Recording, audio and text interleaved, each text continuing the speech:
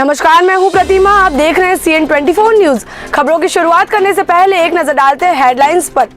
देश में कोरोना की रफ्तार फिर से बेकाबू। 5 महीने बाद एक दिन में आए 50,000 से अधिक मामले, 251 लोगों की मौत। पूरे देश में कल भारत बंद के दौरान सड़कों को जाम नहीं किया जाएगा। देश भर के किसान इस भारत बंद में होंगे शामिल। सेना में महिलाओं के स्थायी कमीशन का मामला। सुप्रीम कोर्ट ने कहा सेना के क्राइटेरिया मनमाने और तर्कहीन। समाज का स्ट्रक्चर पुरुषों ने पुरुषों के लिए बनाया। शिकागो नगर परिषद में CA के खिलाफ लाया गया प्रस्ताव गिरा। प्रस्ताव में की गई थी भारत की आलोचना। ममता बनर्जी ने पाथर प्रतिमा में जनसभा को किया संबोधित, लगाया अमित शाह पे आरोप। खबरों की शुरुआत की जाए तो देश भर में कल भारत बंद का ऐलान किया गया है। देश भर के किसान इस भारत बंद में शामिल होंगे। इस दौरान दुकानों, बाजारों और सभी व्यापारिक प्रतिष्ठानों को बंद रखा जाएगा। शुक्रवार को सुबह 6 बजे से लेकर शाम के 6 बजे तक भारत बंद किया जाएगा। तीनों केंद्रीय कृषि कानूनों को वापस लेने की मांग को लेकर अड़े किसान कल पूरे देश में भारत बंद करेंगे। इस दौरान दुकानों, बाजार, व्यापारिक संगठन आदि को बंद रखने का ऐलान किया गया है। हालांकि इसमें व्यापारी संगठन पूर्ण भागीदारी देंगे या नहीं, इसको लेकर संशय बना हुआ है। व्यापारी इस भारत बंद में शामिल होंगे या नहीं, ये उन पर निर्भर है। किसानों के इस 12 घंटे के भारत बंद के दौरान देश भर की दुकानों, बाजार और व्यापारिक प्रतिष्ठानों को बंद रखने का आह्वान किया गया है। सभी तरह की दुकानें और व्यापारिक प्रतिष्ठान बंद रहेंगे। इस दौरान दूध और डेयरी के उत्पादों की डिलीवरी को लेकर समस्या आ सकती है। ऐसे में अगर आप रोज दूध और डेयरी के उत्पाद खरीद लाते हैं तो आप आज शाम को इसकी व्यवस्था कर ले। किसान संगठनों ने कहा है कि लोगों से स्वेच्छा से दुकानें बंद रखने को कहा गया है। भारत बंद के दौरान सड़कों को जाम नहीं किया जाएगा। इस वजह से यातायात पूरी तरीके से सामान्य रहेगा। इसके अलावा भारत बंद के दौरान किसान रेल मार्ग को भी बाधित नहीं करेंगे। फैक्ट्रियों, कंपनियों को नहीं बंद करवाने का फैसला लिया गया है। पेट्रोल पंप, परचून की दुकानें, मेडिकल स्टोर, जनरल स्टोर और किताब की दुकानें भी इस दौरान खुली रहेगी। तीनों कृषि कानूनों को वापस लेने की मांग को लेकर किसान बीते 120 दिनों से सड़कों पर डटे हुए हैं। कल यानी 26 मार्च 2021 को किसानों के प्रदर्शन का 120वां दिन है। ऐसे में किसान आंदोलन को और तेज करने के लिए किसान देश भर में कल एक दिन का भारत बंद कर रहे हैं। इस दौरान किसान संगठन देश में जगह जगह प्रदर्शन करेंगे। इसके साथ ही नए कृषि कानून और सरकार के पुतले भी जलाए जाएंगे। विधानसभा चुनाव असम, तमिलनाडु, पौंडीचेरी और केरल में भी हो रहे हैं, लेकिन ऐसा प्रतीत होता है कि चुनाव केवल बंगाल में ही है। इसकी खास वजह यह है कि भाजपा ने अपनी सारी ताकत बंगाल में झोंक दी है। बीते दिनों प्रधानमंत्री नरेंद्र मोदी की परेड ग्राउंड में चुनावी रैली के बाद बंगाल में चुनाव प्रचार ने और तेजी पकड़ी है। विधानसभा चुनाव असम, तमिलनाडु, पौंडीचेरी, केरल में भी हो रहे हैं, लेकिन ऐसा प्रतीत हो रहा है कि चुनाव केवल बंगाल में ही हो रहे हैं। प्रधानमंत्री नरेंद्र मोदी की परेड ग्राउंड में चुनावी रैली के बाद बंगाल में चुनाव प्रचार ने और तेजी पकड़ी है। भाजपा ने बंगाल में कई कद्दावर नेताओं से लेकर केंद्रीय मंत्रियों को ममता के खिलाफ उतारकर मुकाबले के कांटे का बना दिया है। भाजपा समेत तृणमूल कांग्रेस, लेफ्ट और ISF गठबंधन ने भी अपने उम्मीदवारों के नामों की घोषणा कर दी है, लेकिन सबसे दिलचस्प मुकाबला नंदीग्राम में होने जा रहा है। नंदीग्राम से तृणमूल कांग्रेस छोड़कर भाजपा में आए शुवेंदु अधिकारी को टिकट दिया गया है। खास बात यह है कि ममता ने अपनी पारंपरिक सीट भवानीपुर को छोड़कर नंदीग्राम से चुनाव लड़ने जा रही है। ऐसे में राजनीतिक विश्लेषकों और मीडिया की निगाहें नंदीग्राम सीट पर टिक गई है। वास्तव में नंदीग्राम ने ही ममता बनर्जी को बंगाल की सबसे बड़ी कुर्सी तक पहुंचाया था। इस वजह से यह उनके लिए काफी भाग्यशाली रहा है। लेकिन नंदीग्राम के जरिए ममता को सत्ता दिलाने में अधिकारी की अहम भूमिका थी। शिकागो नगर परिषद ने उस प्रस्ताव के खिलाफ मतदान किया है जिसमें संशोधित नागरिकता कानून एवं मानवाधिकार के मुद्दे पर भारत की आलोचना की गई थी। प्रस्ताव को 18 के मुकाबले 26 मतों से खारिज कर दिया गया है। महापौर लाइटफुट ने पत्रकारों से कहा, परिषद के कई सदस्य प्रस्ताव का समर्थन करने में असहज महसूस कर रहे थे, क्योंकि हम नहीं जानते हैं कि भारत में वास्तव में क्या हो रहा है। बता दें कि अमेरिका में न्यूयॉर्क के बाद शिकागो नगर परिषद सबसे शक्तिशाली नगर परिषदों में से एक है। महापौर ने एक सवाल के जवाब में कहा, नगर परिषद में प्रस्ताव को लेकर जो आपने अनिच्छा देखी, उसकी वजह यह थी कि कई सदस्यों का मानना है कि मामले पर पर्याप्त जानकारी नहीं है। उन्होंने कहा कि शिकागो के सामने अपनी ही कई समस्या है। लाइटफुट ने कहा, मैं यह कहना चाहूंगी कि शिकागो के महापौर पद पर बैठकर बाइडेन प्रशासन से आगे नहीं जा सकती। इस तरह के मुद्दों पर किसी तरह की टिप्पणी और निर्णय लेने का अधिकार संघीय सरकार को है। परिषद के सदस्य रेमंड ए लोपेज ने प्रस्ताव को विभाजनकारी करार देते हुए कहा, मैं इसका समर्थन नहीं कर सकता क्योंकि ये बहुत ही विभाजनकारी है। उन्होंने कहा, मेरे कार्यालय से हजारों लोगों ने संपर्क किया और कड़ाई से इस प्रस्ताव का विरोध किया। भारत के महावाणिज्य दूत ने भी मुझसे संपर्क किया। यह बताता है कि वृहद समुदाय एवं वृहद चर्चा पर इसका कितना प्रभाव है। मैंने अपने सहयोगियों से कहा कि वे इसके पक्ष में मतदान नहीं करें। माना जा रहा है कि प्रस्ताव के पेश होने से पहले शिकागो स्थित भारतीय वाणिज्य दूतावास ने शहर के महापौर एवं शिकागो नगर परिषद के सभी 50 सदस्यों से संपर्क किया था। सदस्य जॉर्ज ए. कार्डनेस ने सवाल उठाया था कि अगर भारत पर शिकागो के नगर परिषद में चर्चा हो सकती है तो चीन में उइगर की सफाई पर क्यों नहीं।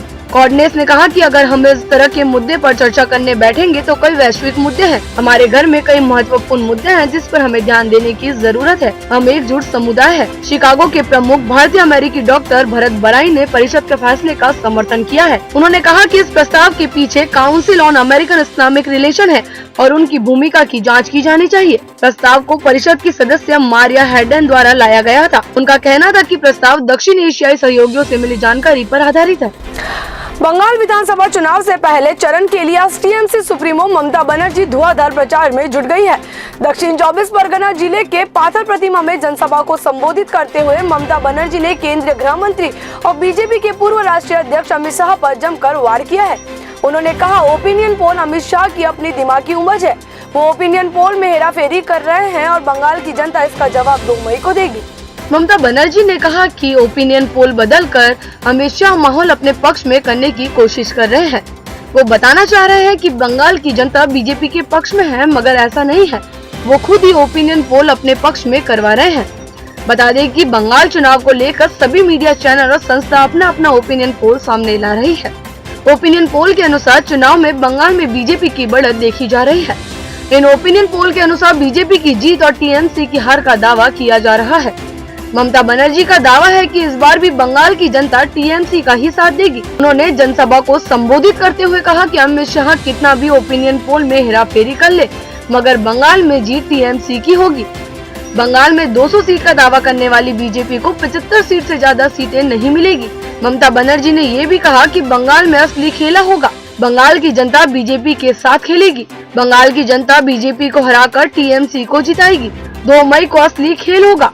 उन्होंने पाथर प्रतिमा की जनसभा में बीजेपी के साथ ही कांग्रेस और वाम मोर्चा पर भी हमला बोला। उन्होंने कहा, बीजेपी, कांग्रेस और वाम तीनों बी टीम पार्टी है। कांग्रेस और वाम पार्टी यानी बीजेपी पार्टी है। तीनों ही मिलकर काम कर रही है।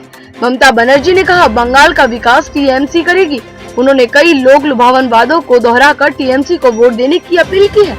देश में 4 राज्यों और 1 केंद्र शासित प्रदेश में विधानसभा चुनावों के पहले लोकसभा की कार्यवाही अनिश्चितकाल के लिए स्थगित हो गई है।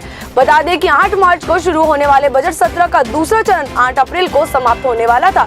हालांकि 2 हफ्ते पहले ही कार्रवाई अनिश्चितकालीन के लिए स्थगित कर दी गई है। वहीं उम्मीद है कि राज्यसभा भी अनिश्चितकाल के लिए स्थगित हो सकती है। बता दें कि अपनी पार्टियों के इशारे पर कई सांसदों ने पहले संसदीय कार्य मंत्री प्रहलाद जोशी, लोकसभा अध्यक्ष ओम बिरला और राज्यसभा के सभापति एम वेंकैया नायडू से संपर्क कर कार्यवाही को छोटा करने को कहा था। इसके लिए चुनाव का कारण बताया गया था। तृणमूल कांग्रेस के नेता सुदीप बंदोपाध्याय और डेरेक ओब्रायन ने क्रमशः लोकसभा अध्यक्ष और राज्यसभा के सभापति को पत्र लिखकर कार्यवाही स्थगित करने का अनुरोध किया था। बता दें कि बजट सत्र का पहला चरण राष्ट्रपति रामनाथ कोविंद के संबोधन के साथ 29 जनवरी को शुरू हुआ था और 29 फरवरी को संपन्न हुआ। 27 मार्च से 29 अप्रैल तक तमिलनाडु, पश्चिम बंगाल, केरल, असम और पौंडीचेरी में चुनाव होने वाले हैं। इसके परिणाम 2 मई को घोषित किए जाएंगे। राजस्थान के जालोर जिले में एक तेज रफ्तार इनोवा कार ने 6 बच्चों को कुचल दिया।